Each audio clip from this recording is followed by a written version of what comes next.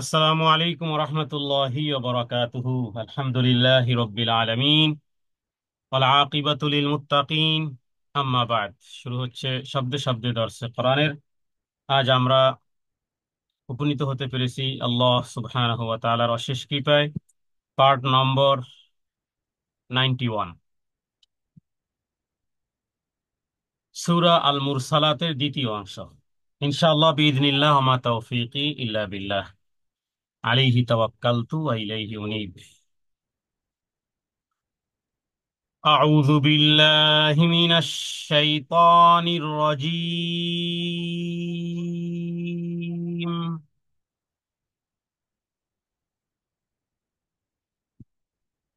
আয়াত নম্বর 25। ألم نجعل الأرض كفاتا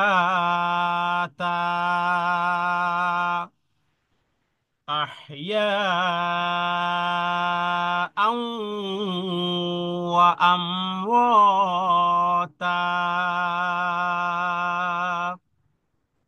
আলাম নাজআলিল আরদ কিফাতা।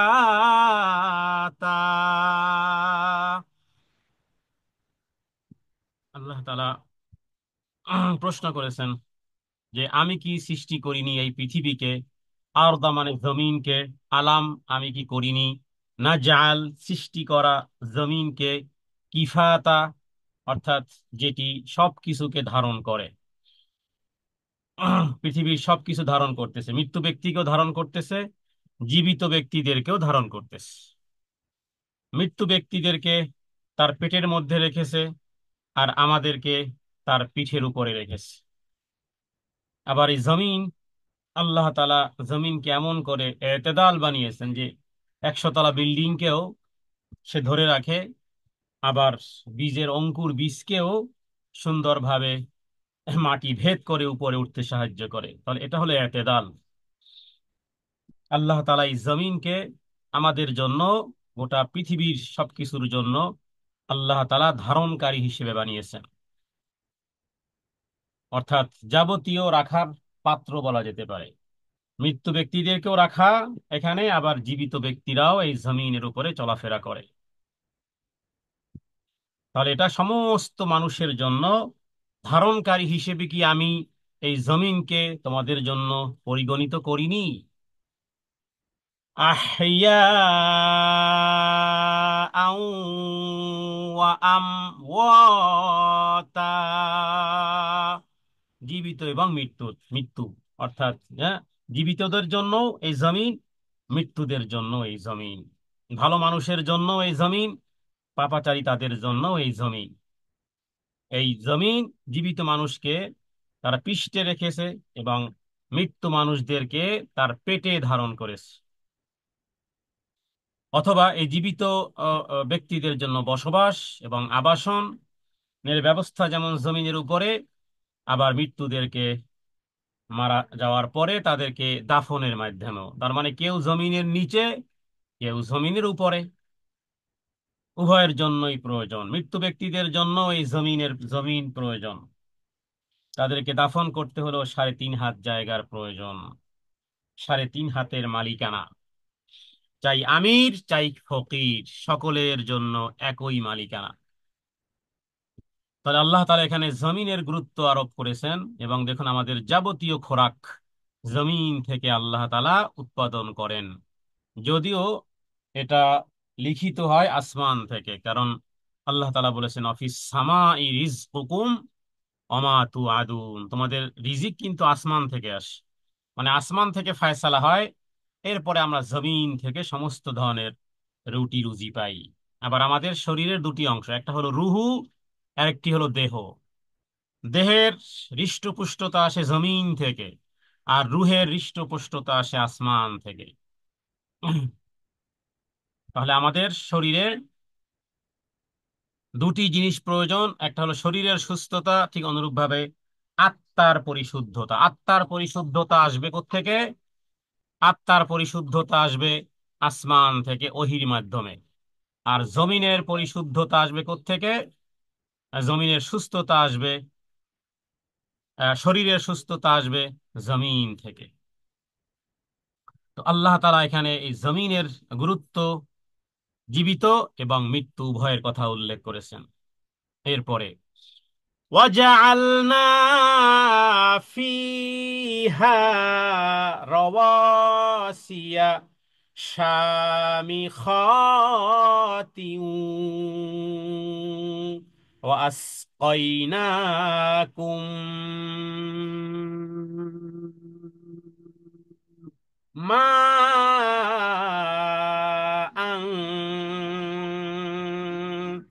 فراتا وجعلنا فيها رواسي شامخات وجعلنا আমরা বানিয়েছি ফিহা এই জমিনের মধ্যে রওয়াসিয়া সুউচ্চ সুদৃঢ় সুউচ্চ পাহাড় শামিখাত যেটা অনেক অনড়, যেটা অনেক উচ্চ, যেটি অনেক মজবুত, সুউচ্চ এবং সুদৃঢ় যেটি। এরপরে আরেকটি জিনিস, ও আসকাইনাকুম মাআন ফুরাতা ও আসকাইনাকুম এবং আমি তোমাদেরকে পান করাই, মা আন পানি, হ্যাঁ তোমাদেরকে আমি পান করাই পানি, ফুরাতান সুমিষ্ট পানি, আমি তোমাদেরকে পান করাই। তার মানে জমিনে আল্লাহ তাআলা সুদৃঢ় সুউচ্চ পর্বতমালা স্থাপন করেছেন আমাদের জন্যই, আর আমাদের তৃষ্ণা নিবারণকারী সুপ্রিয় পানি আল্লাহ তাআলা দিয়েছেন। পানি আল্লাহ তাআলার বিশেষ নেয়ামত, অপর দান। পানি ছাড়া পৃথিবীতে জীবন ধারণ সম্ভবপর নয় বিধায় মানুষ নাম দিয়েছে পানির অপর নাম জীবন। কিন্তু কোরআন সুন্নাহ থেকে আমরা দেখি যে আল্লাহ সুবহানাহু ওয়া তাআলার বিশেষ এই নিয়ামতের, এটি বহুত বড় একটি নিয়ামত, এবং আল্লাহ তাআলা বলেছেন যে এই নিয়ামত আমি ইচ্ছা করলে ছিনিয়ে নিতে পারি। তখন আমরা আর সুমিষ্ট পানি আর পৃথিবীতে পাবো না। পৃথিবীতে বহু ব্যক্তিদেরকে আল্লাহ তাআলা যাদের উপর অনুগ্রহ করেছেন, আবার কাউকে কাউকে ধ্বংস করেছেন, এই বৃষ্টির মাধ্যমেও ধ্বংস করেছেন কাউকে কাউকে, মুষলধারে বৃষ্টি পাপের কারণে। তো এই জন্য আল্লাহ তাআলা বৃষ্টি দেওয়ার আগে সুসংবাদ দেন কি দিয়ে? বাতাস দিয়ে। বায়ুকে পাঠান, সুসংবাদ রূপী হিসেবে পাঠান, এরপরে ঘন মেঘ বহন করে, এরপরে আল্লাহ তাআলা এই বৃষ্টি বর্ষণ করেন। তো এভাবে করে আল্লাহ তাআলা কি করেন? এই পানির দ্বারা, এই বৃষ্টির পানির দ্বারা মৃত্যু জমিনকে, মৃত্যু গাছপালাকে, তরুলতাকে ইত্যাদিকেও আল্লাহ তাআলা এই পানির মাধ্যমে সঞ্জীবনী শক্তি দান করেন। বৃষ্টি হলে জমিন সবুজ শ্যামল হয়ে ওঠে, ফসল ভালো হয়, ইত্যাদি। এবং কখনো কখনো বৃষ্টি না হলে হরিদ্রাবরণ ধারণ করে, মানুষ যেমন কষ্ট পায়, পশু পক্ষী সমস্ত কিছুই কষ্ট পায়। তাহলে পানি নিয়ামত, আল্লাহ তাআলার শুকরিয়া আদায় করা। রাসূলুল্লাহ সাল্লাল্লাহু আলাইহি সাল্লাম বলেছেন যে কোনো ব্যক্তি যখন একটু পানি পান করে এবং একটু এক লোকমা খাবার খায়, এক লোকমা খাবার খেয়ে আলহামদুলিল্লাহ বলে, এক ঢোক পানি পান করেও আলহামদুলিল্লাহ বলে, আল্লাহ তাআলা এই ছোট্ট আমলের কারণেও তার প্রতি আল্লাহ তাআলা সন্তুষ্ট হয়ে যান। তাহলে এক ঢোক পানি পান করে যদি আলহামদুলিল্লাহ বলি, তাহলে এই কর্মটি এতটুকু কর্ম আল্লাহ তাআলাকে খুশি করে দেয়। সহিহ মুসলিমে এই হাদিসটি রয়েছে। কারণ রাসূলুল্লাহ সাল্লাল্লাহু আলাইহি ওয়াসাল্লাম বলেছেন যে নিশ্চয়ই বান্দার ওই আমলের কারণেও আল্লাহ খুশি হয়ে যান, যে বান্দা এক লোকমা খাবার খাক অথবা এক ঢোক পানি পান করলো, কিন্তু কি বলতে হবে? আলহামদুলিল্লাহ, আল্লাহর শুকরিয়া আদায়। এর দ্বারা আল্লাহ তাআলা সন্তুষ্ট হয়ে যান। তো পানির বিষয়টি অত্যন্ত গুরুত্বপূর্ণ, আল্লাহ তাআলা বরকতময় করেছেন। পানির মাধ্যমে আল্লাহ তাআলা সমস্ত ফল ফসল সৃষ্টি করেন, আসমান থেকে বৃষ্টি বর্ষণ করেন, এর দ্বারা সমস্ত ফল উৎপাদন করেন। তাহলে মানুষের জীবনে বলা যেতে পারে সবচেয়ে বেশি খাদ্যের মধ্যে, হ্যাঁ, অক্সিজেন তার জীবন ধারণের জন্য, কিন্তু খাদ্যের মধ্যে বলা যেতে পারে যে একটা মানুষ পানি খেয়েও 6-7 দিন দুনিয়াতে বসবাস করতে পারে, বা 6-7 দিন আরো বেশি অভ্যাস করে নিলে। আর যদি জমজম কূপের পানি হয় তাহলে তো এটা কমপ্লিটলি একটা ফুড সাপ্লাইমেন্ট। হ্যাঁ, শুধু পানি, ওই পানি পান করেই সারা জীবন আর কোনো খাবার খাদ্যের প্রয়োজনীয়তা নেই। তাহলে পানি আল্লাহ তাআলা, কত বড় আল্লাহ তাআলার নিয়ামত! এবং পানির মাধ্যমে জান্নাতেও চোখ শীতল হবে। আল্লাহ তাআলা কোরআন কারীমে সূরা মুহাম্মাদে বলেছেন, ফিহি আনহারুম মিন মাইন গায়রি ইয়াসিন। দুনিয়ার জীবদ্দশায় দেখবে নদীর পাড়ে অথবা লেকের পাড়ে, হ্যাঁ, ইত্যাদি কাছে গেলে, পানির কাছে গেলে কত ভালো লাগে। তো সূরা মুহাম্মাদের মধ্যে আল্লাহ তাআলা বলেছেন ফিহি আনহার, হ্যাঁ, মানে পানি, জান্নাতে চোখ শীতল হয়ে যাবে নির্মল পানির নহর দেখে।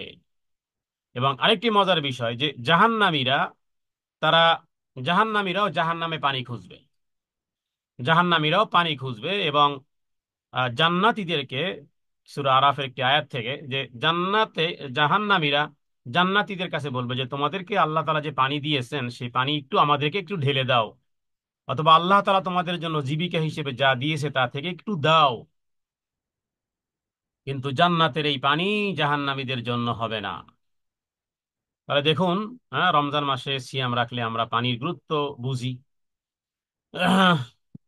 তো এটা আল্লাহ তাআলার এক বহুত বড় নিয়ামত। আল্লাহ তাআলা সেটাই বলেছেন, ও আসকাইনাকুম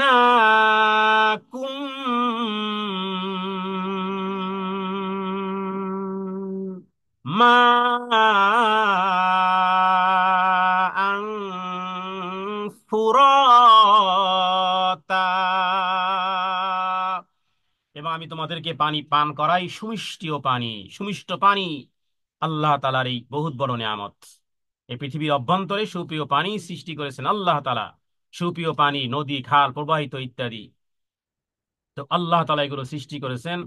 আহ, আল্লাহ তাআলার পক্ষ থেকে এটি অনেক বড় এক নিয়ামত। মিঠা পানি পান যদি না করি, হ্যাঁ, সাগরের পানি কখনো কেউ মুখে দিয়েছেন কিনা, দেখবেন যে কি পরিমাণ ঝাল ঝাল, হ্যাঁ, তৃষ্ণাকে আরো বাড়িয়ে দেয়। তো মিঠা পানি, আল্লাহ তাআলা সুপ্রিয় পানি আমাদের জন্য ব্যবস্থা করেছেন।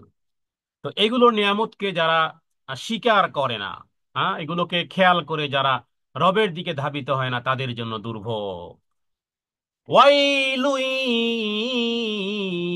ইয়াউমাইযিল লিল মুকাযযিবিন।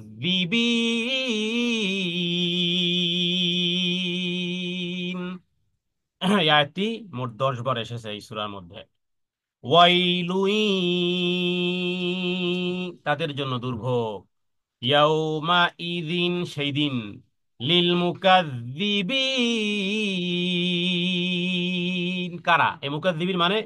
আরবি এমন এক, আরবি এমন এক গ্রামার, সুবহানাল্লাহ, যারা আরবি গ্রামার পড়তেছেন আলহামদুলিল্লাহ, তাদের জন্য বলবো যে এর পরের যে কিতাবটি পড়তে, লিসানুল আরব পড়তে হবে।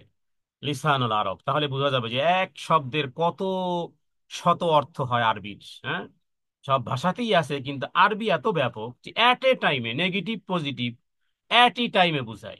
এক শব্দ হাজারের ক্ষেত্রে ব্যবহার করা হয়। এবং আরবিদের মুহাওয়ারার মধ্যেও আছে, নিজের মাকেও মা বলে, হ্যাঁ, মামা বলে, বা নিজের স্ত্রীকেও মামা বলে, হ্যাঁ, দাদিকেও মামা বলে, নানিকেও মামা বলে। এখানে মামা মানে মা কথাটার ডবল বলা যেতে পারে। কিন্তু অবস্থার প্রেক্ষাপটে হুকুম পরিবর্তন হবে, একই শব্দ অবস্থার প্রেক্ষাপটে। যেভাবে করে তাফাদ্দল এমন এক শব্দ, হ্যাঁ।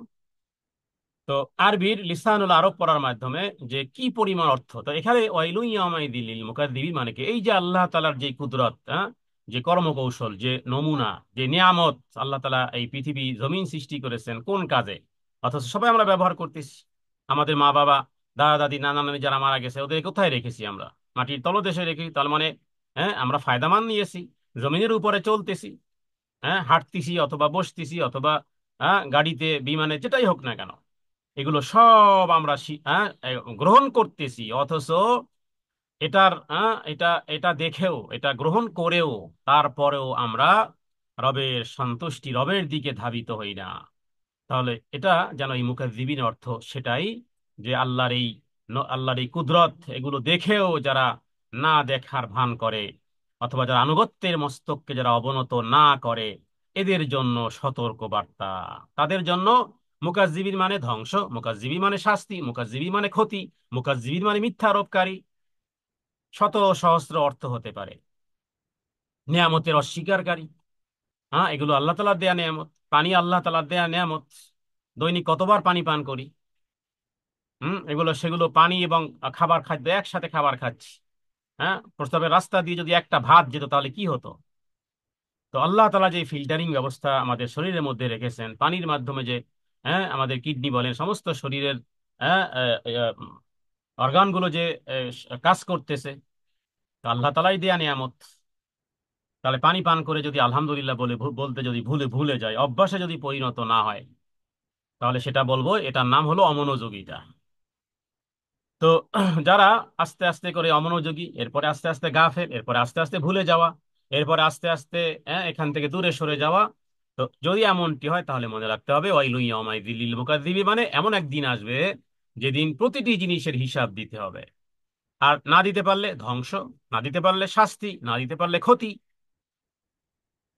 অবাধ্য জাতিরা আস্তে আস্তে করে অবাধ্য হয়েছিল। আল্লাহ তাআলা যেন আমাদেরকে হেফাজত করেন, আমরা যেন রবের প্রতিটি নিয়ামতের শুকরিয়া আদায় করতে পারি, রবের প্রতিটি নিয়ামতের যেন শুকরিয়া আদায় করতে পারি। রাসূলুল্লাহ সাল্লাল্লাহু আলাইহি সাল্লাম যে সমস্ত শব্দ দ্বারা, যে সমস্ত দোয়া দ্বারা আল্লাহ তাআলা শুকরিয়া আদায় করতেন, নবীগণ যে সমস্ত দোয়া দ্বারা শুকরিয়া আদায় করতেন, বলতে পারেন আলহামদুলিল্লাহিল্লাযী খালাকানি ওয়া ফাদ্দালাহু তাফদীলা। এটা একটা বহুত বড় একটি শুকরিয়া আদায়ের একটি একটি ওয়ার্ড বলা যেতে পারে, হাদিসে বর্ণিত।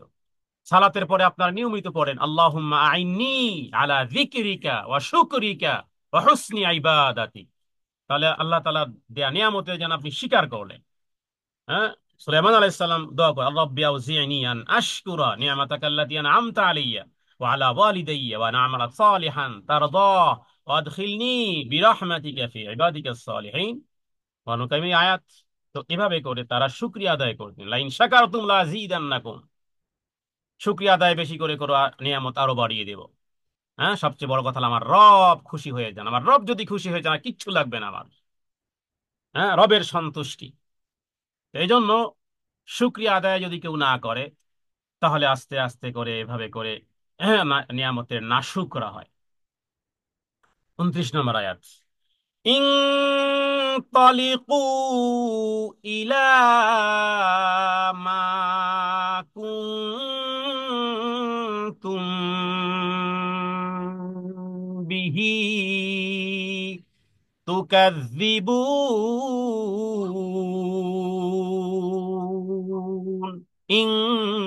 ইনতালিকু, চলো, হ্যাঁ, ধাবমান হও। কাদেরকে বলা হবে? যারা দুনিয়ার জীবনকেই 16 আনা মনে করেছিল, আখেরাতকে যারা ভুলে গিয়েছিল। তো ভুলে যে গিয়েছিল, চলো সেই ভুলন্ত জায়গার দিকে চলো।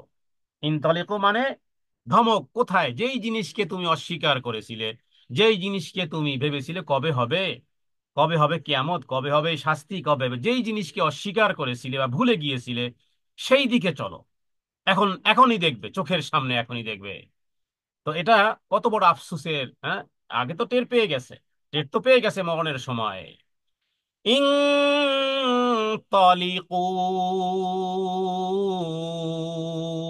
ইলা, ইলা মানে দিকে, মা কুনতুম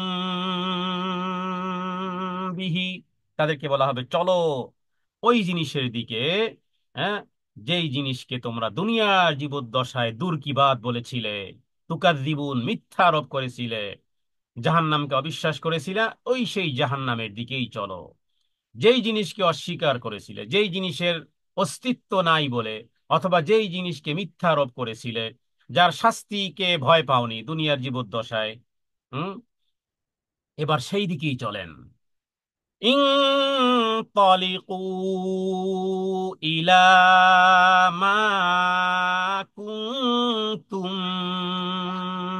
বিহি তুকাজ্জিবুন। এখানে তুকাজ্জিবুন যে মিথ্যারোপ তা নয়, বরং একটা জিনিসের আখেরাতে ধারণা আছে, ভাষা ভাষা ধারণা আছে, বাস। বিশ্বাস, জিজ্ঞেস করলে বলে যে হ্যাঁ পরকাল আছে বলে, কিন্তু তার কর্মপদ্ধতির মাধ্যমে বোঝা যায় না যে এই লোকটা মারা যাবে। হ্যাঁ, হ্যাঁ, কর্মপদ্ধতির মাধ্যমে, তার মানে তার তার তার ইমান, তার কনসেপ্ট ওইভাবে মজবুত নয়। এবার একেবারে মজবুতির জন্য তোমাকে নিয়ে যাওয়া হবে সেই জাহান্নামের কাছে, কারণ জাহান্নামী কাজ করেছো, জাহান্নামে যেতে হবে। তো যেটাকে তুমি দূরে পৃষ্ঠ প্রদর্শন করেছিলে, এবার তোমাকে এবার পৃষ্ঠ নয়, এবার তোমাকে সামনে অগ্রসর হতে হবে। কোথায় এবার? ইনতালিকু ইলা যিল্লিন যী সালাসি শুআব। ইনতালিকু, এই আয়াতের মধ্যে প্রচুর কন্ডেম আছে, হ্যাঁ, জাহান্নামীদেরকে। এখানে দিল্লি মানে ছায়া, হ্যাঁ, কিন্তু কিসের যে ছায়া? আল্লাহু আকবার। ইনতালিকু, চলো সেই জাহান্নামের দিকে, ইলা জাহান্নামের দিকে। যিল্লিন, দিল শব্দের অর্থ হলো ছায়া। জি সালাসি শুআব, যেই ছায়ার তিনটি ধরন, হ্যাঁ, যেই ছায়ার তিনটি শাখা, মানে ডানে বামে উপরে, ডানে বামে উপর থেকে যেই ছায়া, সেটি কিসের ছায়া? সেটি হলো আগুন, কুণ্ডলী বিশিষ্ট, কুণ্ডলী বিশিষ্ট। তার মানে জাহান্নামের আগুন থেকে নির্গত তিন কুণ্ডলী বিশিষ্ট সেই জাহান্নামের ধোঁয়ার দিকে, আগুনের দিকে চলো। তো জাহান্নামের, অথবা কেউ কেউ অর্থ করেছেন এভাবে, জাহান্নাম থেকে যে ধোঁয়া বের হবে সেটা উঁচু হয়ে যেন তিন দিকে ছড়িয়ে যাবে, হ্যাঁ, অর্থাৎ যেমন দেওয়াল অথবা গাছের ছায়া হয় যাতে মানুষ শান্তি এবং স্বস্তি অনুভব করে, তো জাহান্নামের এই ধোঁয়া, হ্যাঁ, এটা ছায়া নয়, দেখতে মনে হবে ছায়ার মতন, দেখতে মনে হবে যেন একটা ছায়ার মতন। তার মানে আগুন তাকে এমন ভাবে লেপেট করেছে, একটা ছায়ার মধ্যে, একটা ছায়ার নিচে যখন মানুষ বসে মনে হচ্ছে যেন ছায়া তাকে ঘিরে রেখেছে, তো আগুন তাকে ঘিরে রেখেছে, ধোঁয়া তাকে ঘিরে রেখেছে। এটাই হলো, হ্যাঁ, বলা হয়েছে যে এমন ছায়া, হ্যাঁ, বা শামিয়ানা, এমন বিশিষ্ট তিন কুণ্ডল বিশিষ্ট ছায়া। তার মানে আসলে এটা ছায়া নয়, এটা হলো আগুন। দেখতে যেন ছায়ার মতন, আসলে আগুন তাকে, ধোঁয়া তাকে কুণ্ডুলি পাকিয়ে বসে আছে। লা যালিলিন ওয়ালা ইউগনি মিনাল লাহাব, হ্যাঁ, যেটার ব্যাখ্যা করেছে এখানে, যে লা যালিল, এটা, হ্যাঁ, ওই ওই ছায়ার মতো নয়, হ্যাঁ, অন্যান্য ছায়া বলতে যেটা বোঝানো হয় ওই রকমের কোনো ছায়া নয়। লা দলিলিন, হ্যাঁ, সেটা কোনো ঠান্ডা ছায়া নয়। ওয়ালা ইউগনি মিনাল লাহাব, হ্যাঁ, এবং সেটা তাকে ঠান্ডা বা গরম, মানে এমন কোন অগ্নির উত্তাপ থেকে রক্ষা করবে না। মিনাল লাহাব, সেই আগুনের শিখা থেকে তাকে রক্ষা করবে না, এমন কোন ছায়া নয়। তার মানে এটা কোনো শীতল শীতল কোনো ছায়া নয়, বরং আগুনের শিখা। এবং এই আগুনের শিখা, এই জাহান্নামের উষ্ণতা থেকে সে কখনোই বাঁচতে পারবে না। মানে ছায়া বলতে যে জিনিসটি মাথায় আসে, যে ছায়া মানেই শীতলতা, ছায়া মানেই কিছুটা আত্মরক্ষা, না, এমন কোন শীতলতা, এমন কোন আত্মরক্ষা নয়, বরং সেই অগ্নিশিখার লেলিহান আগ্রাসন, উত্তাপ থেকে সেটা রক্ষা করবে না, আরো বাড়িয়ে দিবে। এটা হলো এই মিনাল মিনাল লাহাব, আগুনের শিখা, তাকে, আগুনের শিখা, এই ছায়া কোনো অন্য কোনো ছায়া নয় যে তাকে রক্ষা করবে। লা যালিলিন ওয়ালা ইউগনি, হ্যাঁ, এটি কোনো ঠান্ডা ছায়াদানকারী কোনো নয়, বরং জাহান্নামের অগ্নিশিখার মোকাবেলায় ওয়ালা ইউগনি, কোনো কাজে আসবে না, ওয়ালা ইউগনি, কোনো কাজে আসবে না। তাহলে এই ছায়া মূলত আসলে ছায়া নয়, এই ছায়া মানে শীতলতা নয়, এই ছায়া মানেই হলো যে আগুন তাকে চতুর্দিক থেকে ধরবে। এবার দেখুন আগুন কিভাবে কিভাবে ধরবে, কোন দিক থেকে ধরবে, কিভাবে তাকে আক্রমণ করবে। আল্লাহ তাআলা কুরআনুল কারীমে বহু জায়গাতে, জাহান্নামে, যেখানেই জাহান্নামের বিষয় এসেছেন, এক এক জায়গাতে এক এক স্টাইল, এক এক জায়গাতে এক এক স্টাইল, হ্যাঁ, এখানে এই এই জাতীয় ব্যক্তিদেরকে জাহান্নাম এভাবে ধরবে। আবার সূরা ইব্রাহিমের মধ্যে সেখানে পাওয়া যায় ভিন্ন টাইপের। আচ্ছা, এরপরে 32 নম্বর আয়াত, ইন্নাহা তারমি বিশারারিন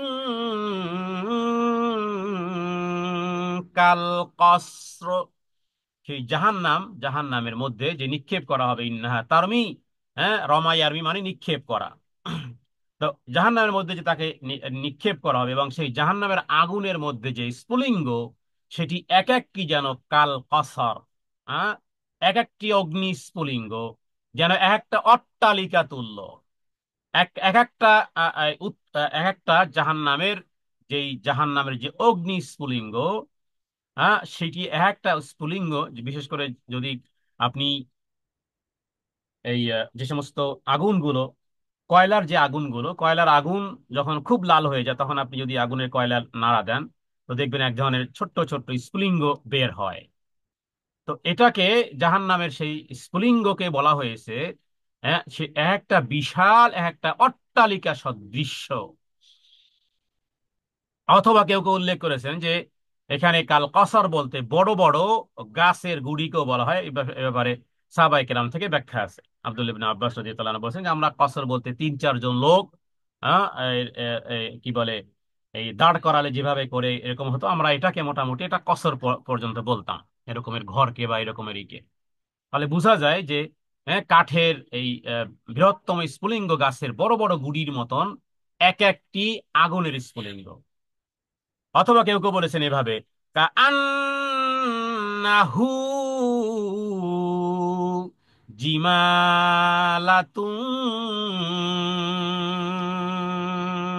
সুফর। এখানে আরবির মুহাবারা অনুযায়ী কোরআনুল আয়াতটি কান্নাহু, অথবা যেটা দেখতে যেন মনে হয়, জিমালাতুন, বড় বড় উট। সুফুর শব্দের শাব্দিক অর্থ যদিও হলুদ হয়, তবে এটি কালোর ক্ষেত্রে ব্যবহার করা হয়। এখানে সুফুর, সফর, আসফার শব্দটি অর্থ হল হলুদ। কিন্তু আরবের মুহাওয়ারার মধ্যে, লিসানুল আরবের মধ্যে দেখা যায় যে সফুর অর্থ কালোকেও কখনো কখনো ব্যবহার করা হয়, কালোর ক্ষেত্রেও কখনো কখনো ব্যবহার করা হয়। তাহলে জাহান্নামের এক একটি প্রত্যেকটি এক একটা স্ফুলিঙ্গ একটা প্রাসাদের মতন বড় হতে পারে, অথবা বড় বড় গুড়ির মতো মনে হতে পারে, অথবা যেন কালো।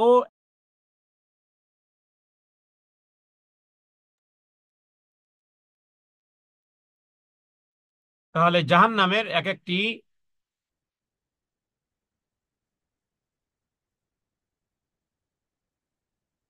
জি,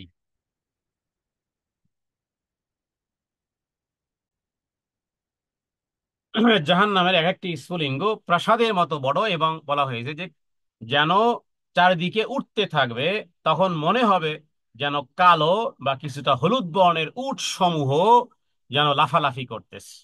এই আয়াতের অর্থ এরকমের, কান্নাহু জিমালাতুন সফর। কারণ সফর অর্থ হলো আসফার, কিন্তু আরবদের নিকটে, আরবদের নিকট এর ব্যবহার কালো অর্থ হয়ে থাকে। তো এই দিক থেকে অর্থ হবে যে একটা স্ফুলিঙ্গ এত বড় হবে যেমন অট্টালিকা বা দুর্গের মতন, আবার প্রত্যেকটি স্ফুলিঙ্গের আরো অনেক বড় বড় খণ্ড হবে, যেমন নাকি দেখতে উটের মতন। গাঢ়ত্বে এবং বিশাল বিশালতায় যেন কালো বর্ণের উটের মতন। তাহলে কান্নাহু জিমালাতুন সুফুর, দেখতে মনে হবে এত বড়, যে বড় বড় বড় বড় খণ্ড এবং যেন কালো উটের মতন। এরপরে ওয়াইলু ইয়াউমাইযিল লিল মুকাদ্দিবিন,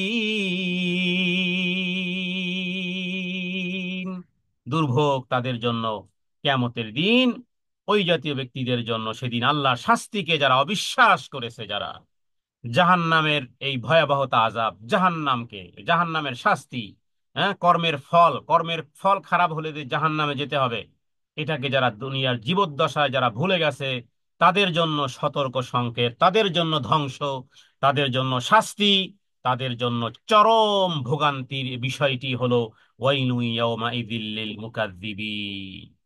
এরপরে হাযা ইয়াউমু লা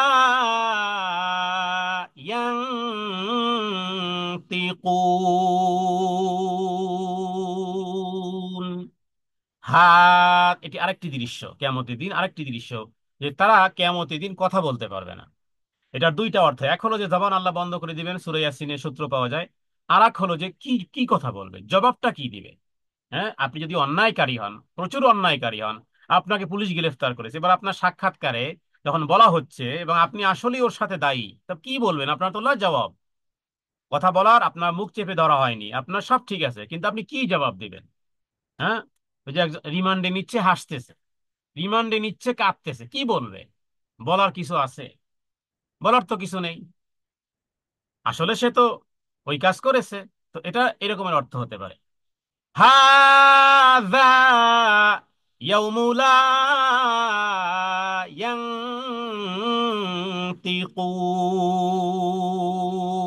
ইয়ানতিকুন। কিয়ামতের দিন, হাদা এই কিয়ামতের দিন, ইয়াউমুলা সেদিন এমন একদিন, লা ইয়ানতিকুন, হ্যাঁ তারা কোনো কথা বলতে পারবে না। তারা কথা বলতে পারবে না, কারণ কৃতকর্মের ওজর পেশ করার অনুমতি দেওয়া হবে না। অথবা ওজর ওজর পেশ করা নিষিদ্ধ হয়ে যাবে। যদিও কোথাও কোথাও ওজর প্রকাশের অনুমতি হাদিস থেকে পাওয়া যায়, কোথাও কোথাও অনুমতি দেওয়া হবে। হ্যাঁ, সত্য কেউ কেউ বলবে, আবার কেউ কেউ মিথ্যা বললে আল্লাহ মুখকে, জবানকে বন্ধ করে দিবেন। এটাও বিভিন্ন পরিস্থিতি হতে পারে আমল অনুযায়ী। সব যে এক জায়গায় একই রকম হবে তা নয়। আল্লাহ তাআলা কারো কারো মোহর মুখে মুখে মোহর মেরে দিবেন। এরপরে তার হাত, তার ওয়াতাশহাদু আরজুলুহুম বিমা কানু ইয়াকসিবুন, সূরা ইয়াসিন আল্লাহ বলেছেন যে যে তাদের মোহর এঁটে দেওয়া হবে, মোহর মেরে দেওয়া হবে মুখে। অথবা এটা একটা যে তার কোনো যেহেতু দলিল নেই, হুজ্জাত নেই, কি বলবে এখন? মনে হবে যে কথাই বলতে জানে না। যার কাছে যার কাছে যুক্তি গ্রাহ্য কোনো ওজোর বা সন্তোষজনক দলিল না থাকে, এমন ব্যক্তি সম্পর্কে আমরা দুনিয়াতে বলি যে সে তো আমাদের সামনে কোনো কথাই বলতে পারবে না। হ্যাঁ, টু শব্দ পর্যন্ত করতে পারবে না, একাধিক অর্থ হতে পারে যে আসলেই শব্দ করতে পারবে না, অথবা কি বলবে, তার তো সে তো আসলেই অপরাধী। এরপরে পরের আয়াত যে সে কোনো অজুহাত পেশ করার অনুমতি পাবে না। ওয়ালা ইউযানু লাহুম ফায়াতাযিরুন। ওয়ালা ইউযানু, আযানা ইউযানু মানে অনুমতি নেওয়া। ওয়ালা ইউযানু তাকে অনুমতি দেওয়া হবে না, লাহুম তাদেরকে, ফায়াতাযিরুন যে তারা পেশ করবে, ওজর পেশ করার অনুমতি, কোন অজুহাত প্রদর্শনের অনুমতি, ওজর পেশ করার কোন রকমের সুযোগ তাদেরকে দেওয়া হবে না। মানে তাদের কাছে পেশ করার মতন এমন কোন গ্রহণযোগ্য ওজর থাকবে না যে তারা পেশ করে মুক্তি পেতে সক্ষম হবে। কোনো এক্সিট নেই, নো ওয়ে। এবং তারা মুক্তি পাবে না যে তারা স্বীয় প্রতিপালকের দরবারে পাপ এবং কুফরি, তারা দুনিয়ার জীবদ্দশায় যেগুলো করেছিল, ওজর পেশ করার অনুমতি তারা পাবে না। হ্যাঁ, ফলে তাদের নিজেদের ওজর পেশ করতে পারবে না যেহেতু, অতএব আর কোনো সুযোগ তাদের থাকলো না। ওয়াইলু ইয়াউমাইযিল লিল মুকাযযিবিন। তাহলে এই আয়াত থেকে কি শিক্ষা? যে আমাকে যেন কিয়ামতের দিন ওজর পেশ করতে না হয়।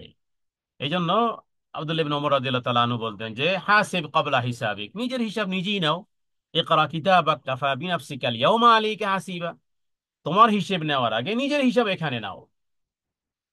দুনিয়ার টাকা পয়সা আগে, এই বৃদ্ধ মানুষের আগে, বহু আগে দেখতাম যে তারা ওই সুপারি, মরিচ, আলু, পেঁয়াজ ইত্যাদি উৎপন্ন হলে সেগুলো বিক্রি করতো, সেটাও লিখে রাখতো। আবার কি ক্রয় করেছে সেটাও লিখে রাখতো। 1 টাকা পকেটে কোত্থেকে আসলো সেটাও লেখা আছে। 1 টাকা কোথায় গেল? হ্যাঁ, 1 টাকার বাদাম কিনলেও লিখে রাখতো যে 1 টাকা বাদাম খরিদ করিস। তো এটা এটা কি আপনার কাছে খারাপ মনে হয়? না, মোটেও না। তার মানে তার হিসেব আছে যে কোত্থেকে টাকা আসলো, কোথায় গেল। হ্যাঁ, আসার ওয়েও জানা থাকতে হবে, যাওয়ার রাস্তাও আমার আমার আমার মানদণ্ডে থাকতে হবে। এটা এমন কোনো ফালতু কোনো জিনিস নয়, কারণ প্রত্যেক ব্যক্তিকে জিজ্ঞেস জিজ্ঞেস করা হবে কোত্থেকে ইনকাম করেছো, কোথায় ব্যয় করেছো, জীবন কোন কাজে ব্যয় করেছো, ইত্যাদি 5টি প্রশ্ন প্রত্যেক ব্যক্তিকে জিজ্ঞেস করা হবে। তাহলে বিষয়টি হলো যে ওজর যেন পেশ করতে না হয়। ওজর পেশ করার আগে দুনিয়ার জীবদ্দশায় যেন ওজর খাহি নিজেদেরকে করে নেই, হাসিব ক্বাবলা হিসাবিক।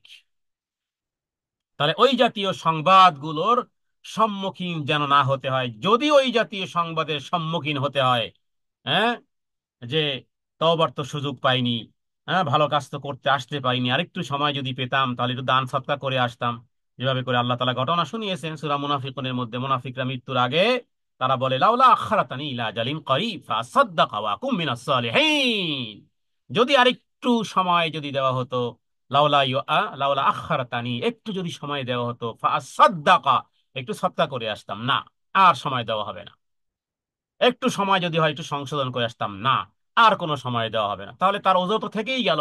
তো ওই জাতীয় ওজর যেন পেশ করতে না হয় তাদের জন্য, ওয়াইলু ইয়াউমাইযিল লিল মুকাযযিবিন।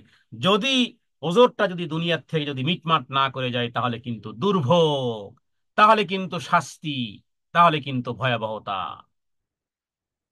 ওই সংবাদগুলো অস্বীকারীদের জন্য ধ্বংস, শাস্তি এবং ভোগান্তি।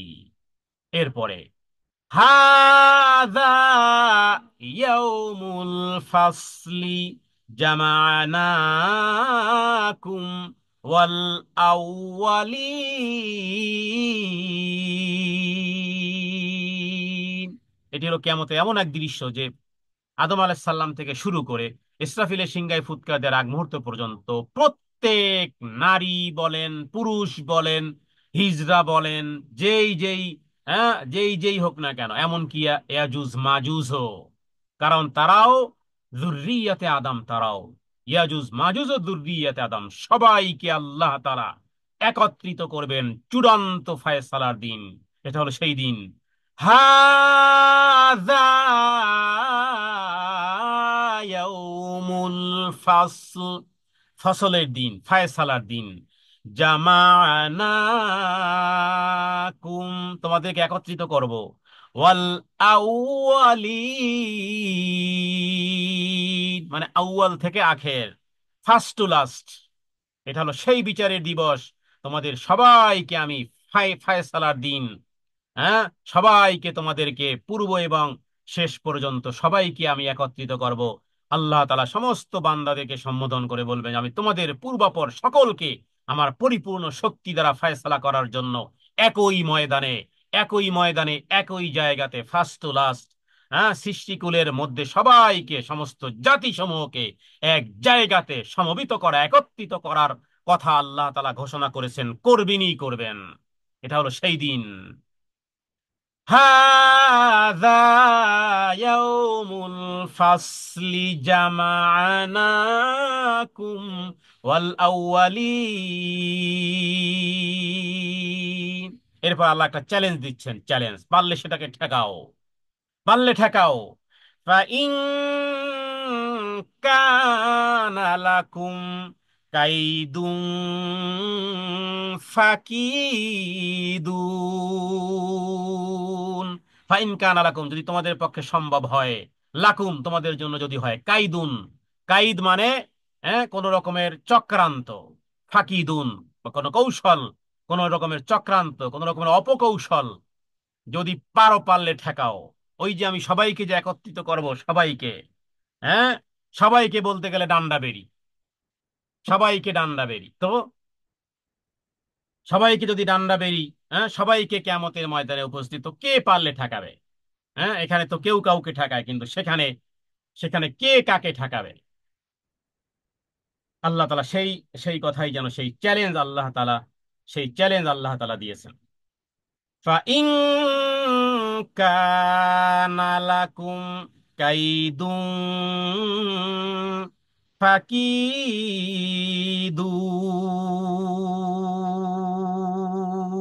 ফাকিদুন, যে পারলে তোমরা সেই অপকৌশল, তোমাদের যদি কোনো কৌশল থাকে তাহলে আমার বিরুদ্ধে পারলে প্রয়োগ করো। দুনিয়াতে তোমরা অনেক কৌশল চাতুর্যের আশ্রয় নিতে, এখানে সেই কোন রকমের কৌশল চাতুর্যতা, কোন রকমের, হ্যাঁ, কোনো কিছু আমার এই পাকড়াও থেকে পারলে তোমরা দেখাও। কিন্তু না, হে জিন এবং মানুষ, হ্যাঁ, এটা ওই আয়াতের মতন, সূরা, সূরা আর রহমানের মধ্যে আছে না, ইয়া মাশারাল জিন্নি ওয়াল ইনস, হে মানুষ এবং জিন, হে জিন এবং মানব সম্প্রদায়, হ্যাঁ, ইন ইসতাতাতুম, পারলে তোমরা বের হয়ে যাও আমার রাজত্ব থেকে, যাও, বের হয়ে যাও। আমাকে যদি না মানো, তাহলে আমার রাজত্ব থেকে বের হয়ে যাও। ইন ইসতাতাতুম আন তানফুযু মিন আকতারিস সামাওয়াতি ওয়াল আরদ, আসমান এবং জমিনের কোথাও বের হয়ে যেথাই যাবে না কেন, ফানফুজু, ভেগে যাও। কিন্তু লা তানফুজুনা, যেথায় যাও না কেন, ইল্লা বিসুলতান, আরে সেখানেই তো আমার বাদশাহী, কোথায় যাবে? তো এই আয়াতটি হচ্ছে এই রকমেরই একটি আয়াত, যে পারলে তোমরা ঠেকাও, পারলে কোনো কৌশল অবলম্বন করো, আমার পাকড়াও থেকে বাঁচতে পারলে, পারলে বাঁচো, তোমাদের কোনো কৌশল কাজে আসবে না, আমার পাকড়াও থেকে কেউ বাঁচতে পারবে না। ওয়াইলু ইয়াউমাইযিল লিল মুকাযযিবিন। হ্যাঁ, তাহলে এই আয়াতটি 10 10 10 12 এই আয়াতটির মধ্যে এই পূর্বের আয়াতের সাথে সম্পর্কিত।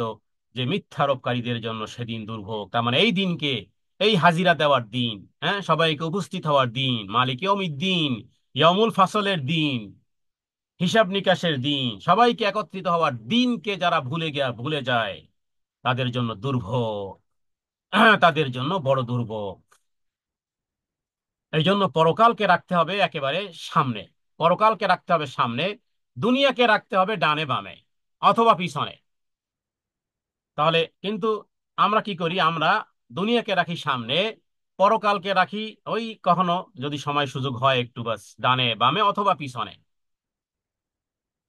অথচ প্রতিটি কদম, প্রতিটি কাজ, প্রতিটি কথা, প্রতিটি অ্যাক্টিভিটি, প্রতিটি জিনিসের সাথে আমাদের দেখা উচিত যে আখেরাতে এটার দ্বারা আমি ক্ষতিগ্রস্ত হব কিনা, আমার জান্নাত জাহান্নাম, হাসর নাসরে, আমার বিশ্বাসে, আমার সেই জীবনে কোথাও আমার আটকা আটকির কোনো কিছু হবে কিনা, জাহান্নামে আল্লাহর অসন্তুষ্টি কোনো কিছু হবে কিনা, আমি যেই কথা বলতেছি, আমি যে কাজ করতেছি এর মধ্যে আল্লাহর অসন্তুষ্টি আছে কিনা। সদা সর্বদা যে এই সমস্ত বিষয়গুলো তার মাইন্ডে রাখে, তাহলে হাসরের ময়দানে শাস্তির বিবরণ মাথার মধ্যে রাখা, কিয়ামতে মাঠে মিথ্যুকদের যে অবস্থা হবে সেটা মাথার মধ্যে রাখা, হাসরের ময়দানে আল্লাহ তাআলা যে শুরু থেকে শেষ পর্যন্ত যে সবাইকে একত্রিত করবেন, এগুলো সব সময় মাথার মধ্যে রাখা। তাহলেই তাহলেই আর এই দুর্ভোগ আর এই শাস্তি থেকে আশা করি আমরা বাঁচতে পারবো। এটাই হলো ওয়াইলু ইয়াউমাইযিল লিল মুকাযযিবিন। এই পর্যন্ত আল্লাহ তাআলা জাহান্নামীদের কথা উল্লেখ করেছেন, এরপরে আল্লাহ তাআলা জান্নাতীদের কথা উল্লেখ করেছেন। এখান থেকে জান্নাতীদের কথা, ইন্নাল মুত্তাকিনা ফি যিলালিন ওয়া উয়ুন। নিশ্চয়ই মুত্তাকিরা, মুত্তাকিরা আসলেই সত্যিকার অর্থে তারা সুশীতল ছায়ার মধ্যে থাকবে। মুত্তাকিরা তারা থাকবে ছায়ার মধ্যে, ঝর্ণা ধারার মধ্যে। মুত্তাকিদের জন্য যারা তাকওয়া অবলম্বন করেছে, দুনিয়ার জীবন যাপনে, কথাবার্তায়, কাজকর্মে, স্বভাব চরিত্রে, প্রত্যেকটার জিনিসে জবাবদিহিতার প্রমাণ রেখেছে। হ্যাঁ, ফরজ ওয়াজিব এগুলো তো আদায় করেছে করেছে প্রতিটি কাজের স্বচ্ছতা, জবাবদিহিতার বিষয়গুলো যে রেখেছে, এদের জন্য আল্লাহ তাআলা, এরাই মুত্তাকি, এরাই থাকবে ছায়ায়, এবং প্রশ্রবণ বহুল স্থানে তারা থাকবে, বৃক্ষাদি অট্টালিকার ছায়ায়। ওই মুশরিকদের মতন আগের ওই আগুনের ছায়ায় তারা থাকবে না, তারা থাকবে আসলেই বৃক্ষরাজির ছায়া, প্রবাহিত মিঠা পানির ঝর্ণায় তারা অবস্থান করবে। রব্বে কারীম যেন আমাদেরকে ওই এই এই ছায়ার মধ্যে থাকার তৌফিক দান করেন।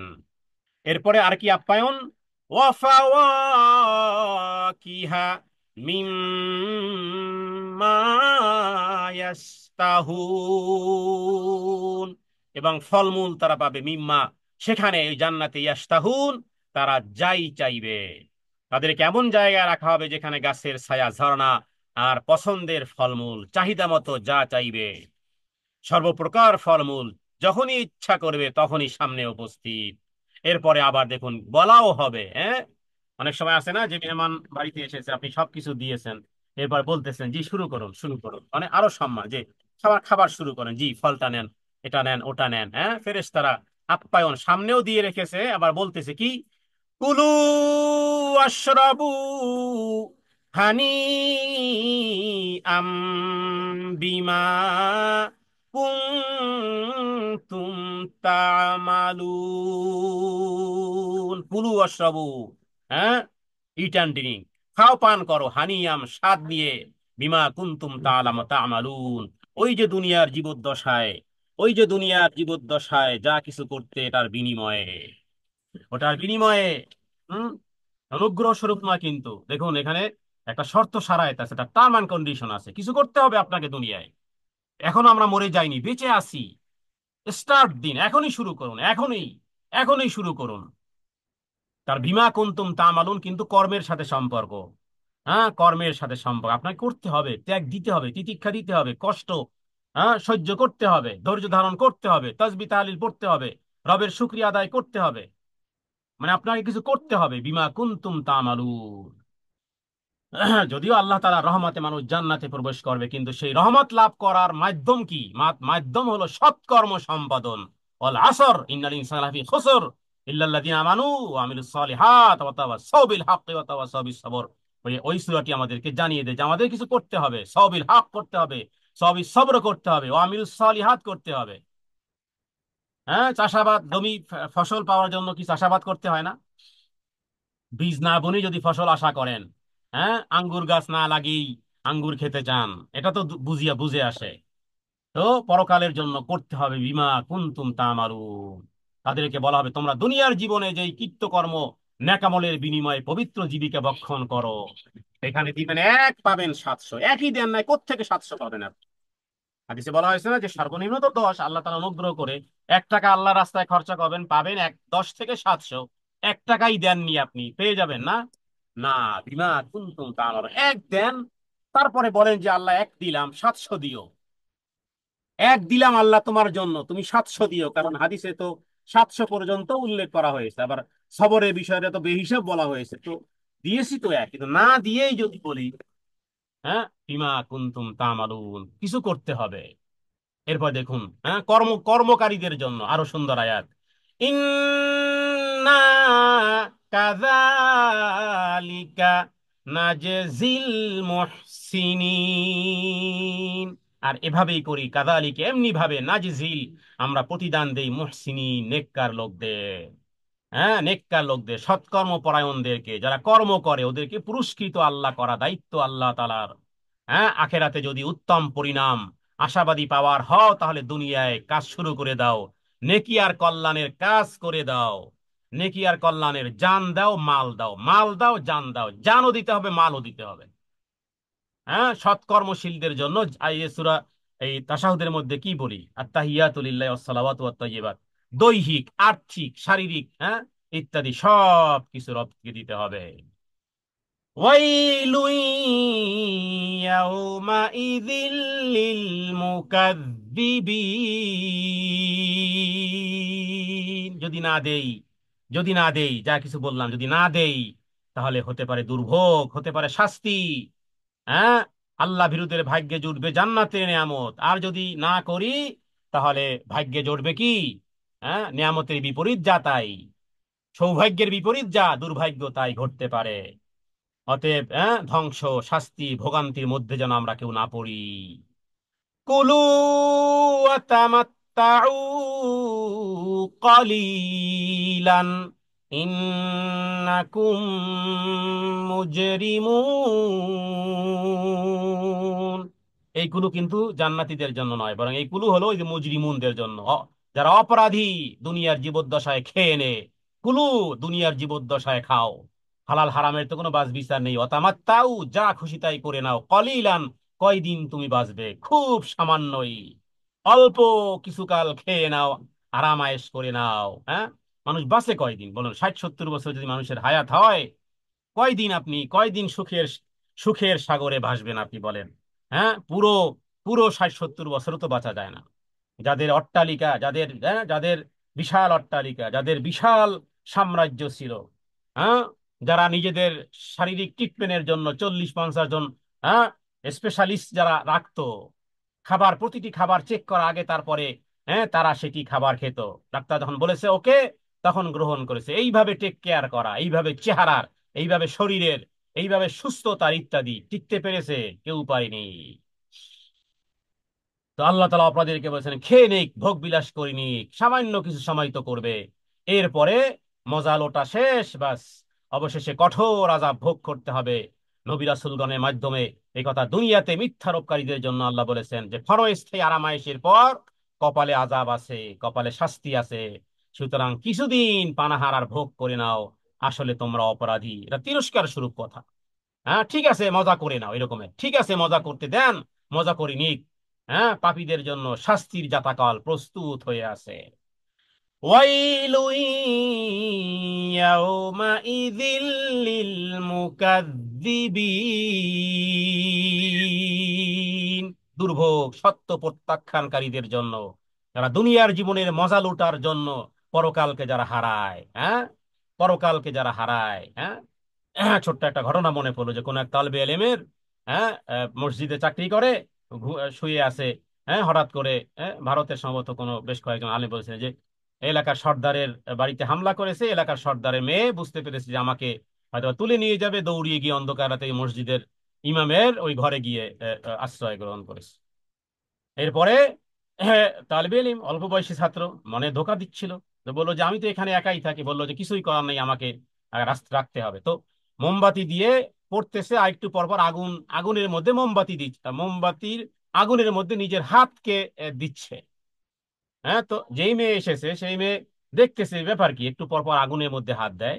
তো সকালবেলা যখন ফজর হয়ে গেছে চলে যাওয়ার আগে বললো যে দেখলাম যে তুমি এই পড়াশোনা করতেছো আর এই মোমবাতির মধ্যে নিজের হাতটা দাও। তো অনেক জোরাজোরি পরে যে কথা বলতেছিল যে দেখো তুমি আমার ইতিহাস, তুমি একটা যুবতী আমি একজন যুবক, আমার মন বারবার শুধু অস্পশা দিচ্ছিল যে তোমার সাথে একটু কথা বলি, হ্যাঁ, বা তোমার কাছে আসি ইত্যাদি, জিজ্ঞেস করি ইত্যাদি।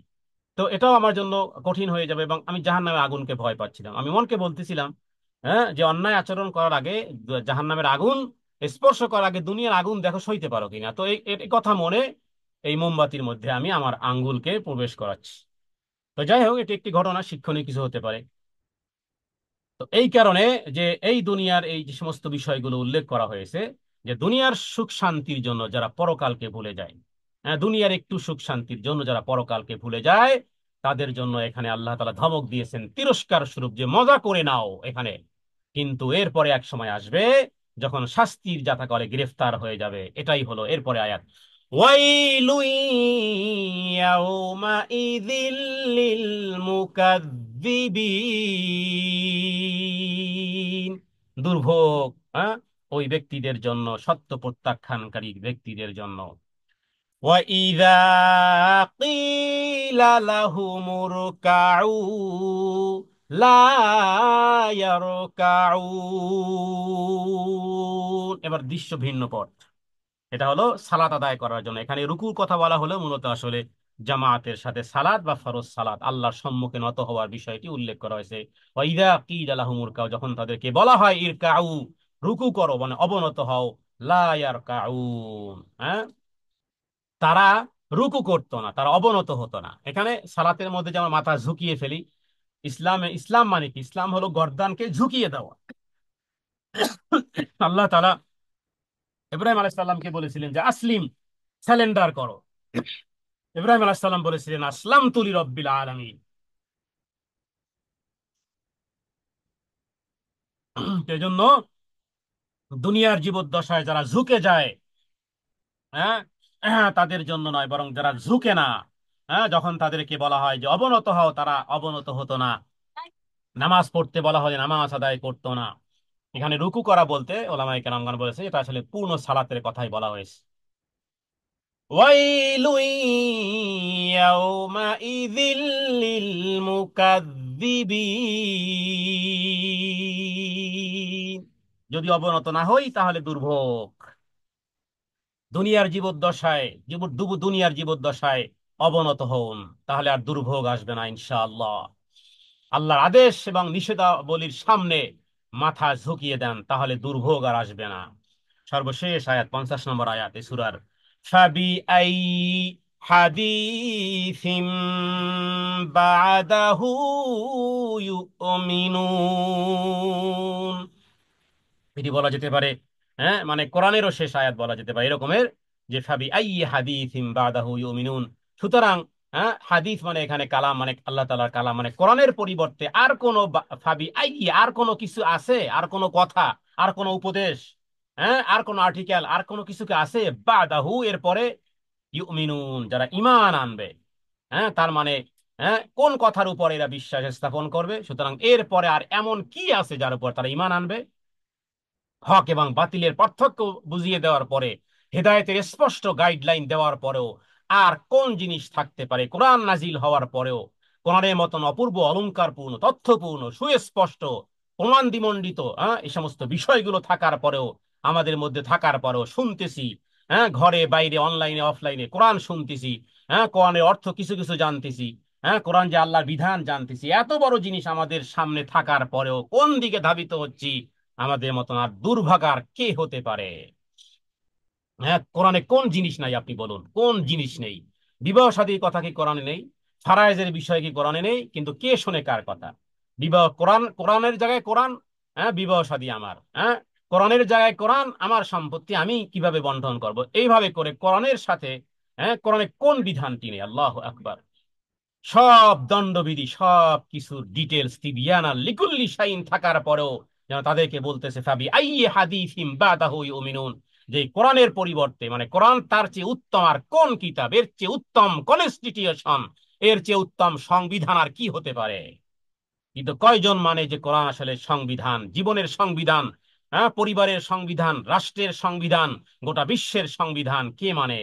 তাহলে এই কথার উপরে বিশ্বাস স্থাপন এরপরে আর কে করবে?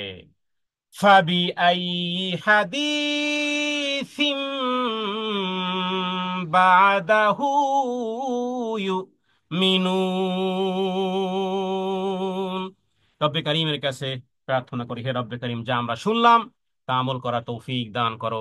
হাদা মিন্নি ওয়াল ইলমু ইনদাল্লাহ, আল্লাহু আ'লামু বিস-সাওয়াব। ওয়া সাল্লাল্লাহু আলা সাইয়্যিদিনা মুহাম্মাদিন নবিয়্যিল উম্মি ওয়া আলিহি ওয়া সাল্লিম। আসসালামু আলাইকুম ওয়া রাহমাতুল্লাহি ওয়া বারাকাতুহু।